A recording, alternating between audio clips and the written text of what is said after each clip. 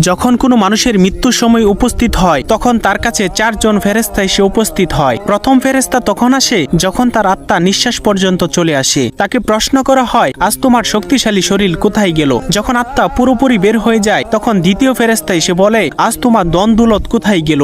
দুনিয়াতে জানিয়ে তুমি গর্ব করিতে। এরপর যখন জানাজা উঠানো হয় তখন তৃতীয় ফেরেশতা এসে বলে, আজ তুমি এমন এক লম্বা সফরে বের হচ্ছ যা এর আগে কখনো করো নাই। আজ তোমাকে এমন এক ঘরে শোয়ানো হবে যেখানে নিঃশ্বাস ফেলানোর জায়গা পর্যন্ত নেই। যখন তাকে কবরে শোয়ানো হবে তখন চতুর্থ ফেরেশতা এসে বলবে, কাল পর্যন্ত তুমি জমিনে চলাচল করেছ, আজ তুমি জমিনের নিচে শুয়ে আছো। কাল তুমি হাসছিলে, আজ তুমি কান্না করছো। কাল পর্যন্ত সবাই তোমার সঙ্গী ছিল, কিন্তু আজ তুমি একা। কোথায় তোমার আদরের স্ত্রী সন্তান যাদের জন্য তুমি মাথার ঘাম পায়ে ফেলে উপার্জন করেছিলে? আজ কেউ তোমার সঙ্গী হবে না একমাত্র আল্লাহ ছাড়া।